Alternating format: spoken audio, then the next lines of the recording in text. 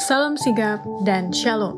Renungan kita pada hari ini, Rabu 14 Juli 2021, berjudul Jadilah Kuat, karena Allah menyertai kita. Ayat intinya terdapat di dalam Hagai 2 ayat 5. Tetapi sekarang, kuatkanlah hatimu, hai Zerubabel, demikianlah firman Tuhan. Kuatkanlah hatimu, hai Yosua bin Yozadak, imam besar.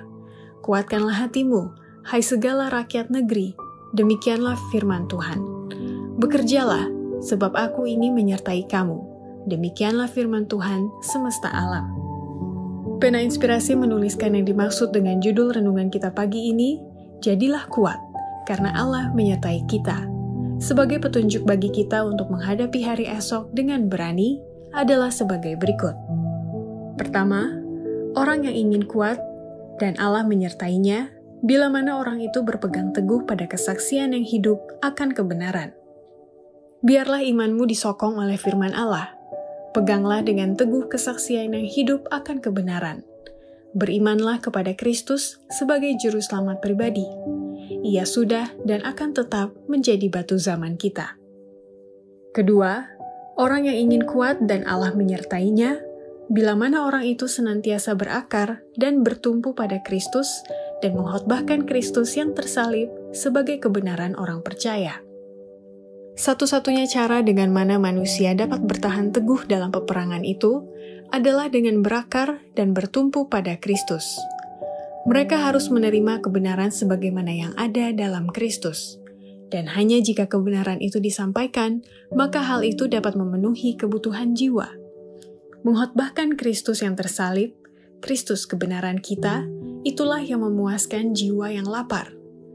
Bila mana kita memperoleh perhatian dari orang banyak terhadap kebenaran pokok yang besar ini, maka iman dan pengharapan dan keberanian akan datang ke dalam hati. Ketiga, orang yang ingin kuat dan Allah menyertainya, bila mana orang itu memelihara hati nurani yang disucikan oleh Roh Kudus dan punya keteguhan hati dan pengetahuan akan Allah dan firman-Nya. Semua orang yang pada hari jahat itu dengan berani mau melayani Allah sesuai dengan tuntutan hati nurani, tentu memerlukan keberanian, keteguhan hati, dan pengetahuan akan Allah dan firman-Nya. Karena mereka yang setia kepada Allah akan dianiaya, niat-niat mereka akan dicurigai, usaha-usaha mereka yang paling baik akan disalahpahami, dan nama-nama mereka dimasukkan ke dalam daftar hitam.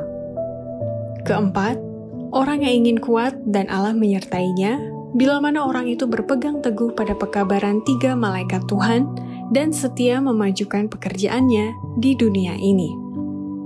Sudah terlambat sekarang untuk bergantung pada kekayaan dunia.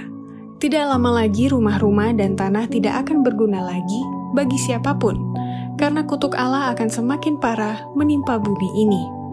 Seruan datang, jualah segala milikmu dan berikanlah sedekah.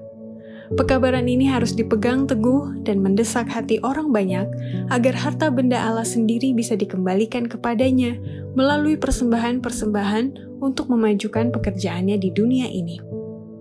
Kelima, orang yang ingin kuat dan Allah menyertainya, bila mana orang itu berpegang teguh pada hukum keempat, hari Sabat, bagian dari 10 hukum Allah.